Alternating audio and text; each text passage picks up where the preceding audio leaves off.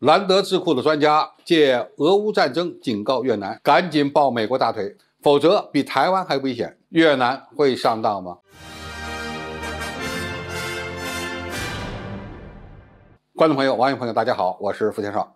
近日，美国兰德智库的专家理查德·海达里安对越南政府发出警告，称越南因为在地缘政治中坚持三不学说，正面临着与乌克兰相同的战略孤立。更可怕的是，随着西方制裁对俄罗斯的打击，越南甚至难以依赖莫斯科作为武器的供应国。作者认为，乌克兰现在的悲剧主要原因是没有加入一个军事集团，所以泽连斯基得不到任何国家的安全保障。在很多人看来，与乌克兰的情况更相似的是台湾岛，但是不可否认的是，台湾在联合国内都被承认是中国的一部分。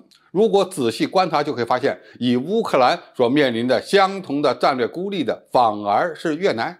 台湾当局与美国有着较为紧密的防务合作，而越南呢，根据其三不学说，回避与外国势力的公开地缘政治联盟。越南的三不学说是不和其他国家结为联盟，不参加任何的军事团体，也不允许其他的国家在越南驻扎军队。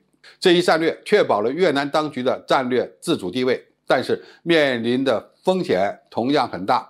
这位兰德智库的专家煽动称，这种事实上的中立性可能会使越南暴露在亚洲日益不确定的地缘政治环境中。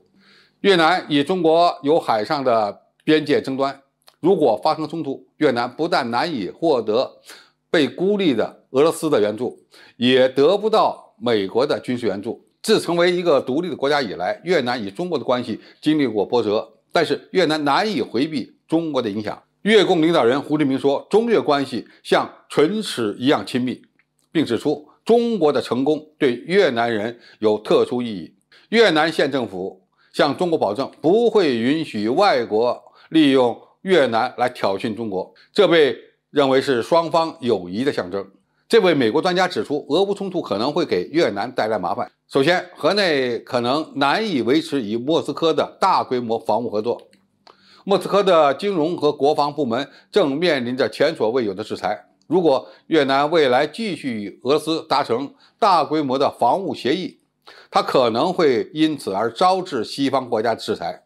而且，随着孤立的俄罗斯越来越依赖中国，它很可能不得不重新考虑其对越南的武器出口计划。而越南与美国之间呢，也不太可能很亲近，因为越南是一个共产党领导的国家。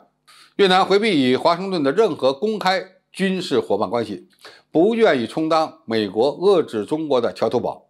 这位美国作者认为，如果没有俄罗斯或西方的大量战略援助，越南将越来越不得不独立面对中国。那么如何看待美国专家上述的观点呢？可以说，兰德智库的观点不是给越南支招，而是想把越南往火坑里推。乌克兰为什么会遭到俄罗斯的军事打击？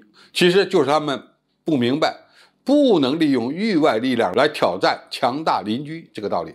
美国非常想让越南成为制衡中国的支点，他们对越南的金兰湾也是垂涎三尺。但是越南如果走向与美国结盟，只会给自己带来像乌克兰一样的灾难。中国政府一再表示反对美国在亚太地区成立军事集团，这句话可不是开玩笑。越南如果想总结俄乌战争的经验教训，那么就要明白，美国很远，而中国很近。与中国一起发展经济是一件多么幸福的事儿。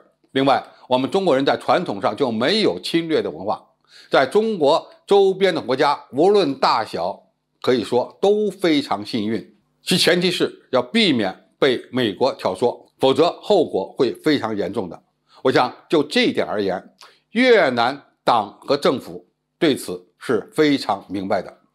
好，今天的评述就到这里，谢谢大家收看，我们下期再见。